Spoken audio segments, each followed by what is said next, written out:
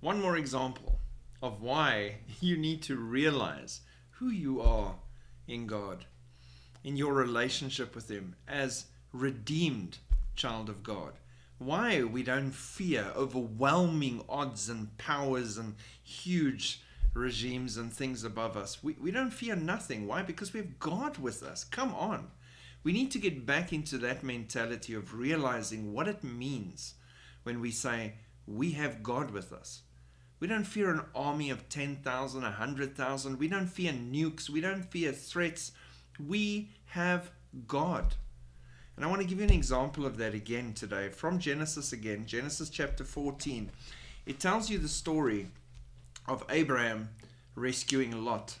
Now, if you read from verse 8 of chapter 14, it says, "And the king of Sodom, the king of Gomorrah, the king of Admah, the king of Zeboim, and the king of Bela, which is Zoar, went out and joined together in battle in the valley of Siddim against Chedorlaomer, king of Elam, the tidal king of nations, Amraphel, king of Shinar, and Arioch, king of Elazar, 4 kings against 5.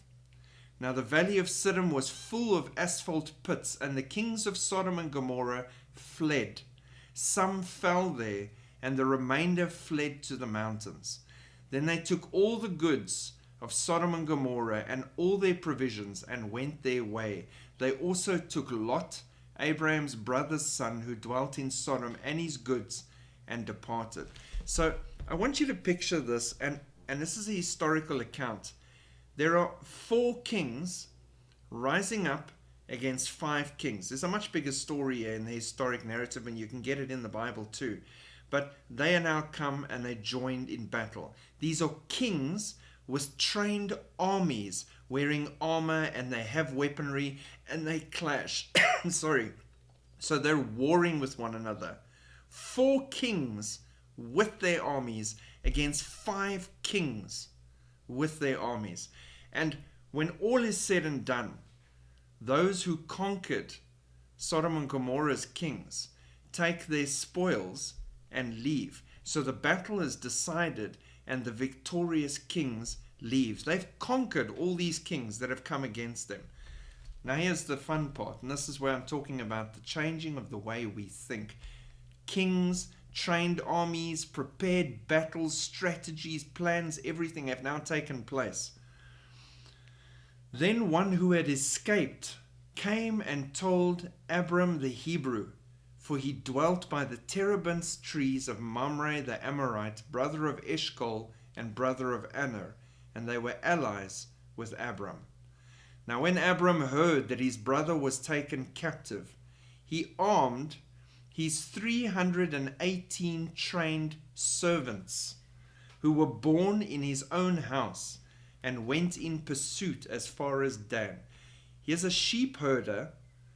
He arms 318 of his servants, born in his own house, so practically his family. 318 of them. They're used to herding sheep and doing normal rural living. They're not soldiers, they're not plan strategists, they're nothing. But they serve the Most High God. He divided his forces against them by night, and he and his servants attacked them and pursued them as far as Hobah, which is north of Damascus. So then he brought back all the goods, and also brought back his brother Lot and his goods, as well as the woman and the people. And the king of Sodom went out to meet him at the valley of Shaveh, that is the king's valley, after his return from the defeat of Chedorlaomer and the kings who were with him. And then it continues and so on. But the important thing here is one small sheep herder and his family went out and finished the job that trained kings and strategists and prepared armies with weaponry could not complete. Why? Because he believed God was with him. What did he have to fear?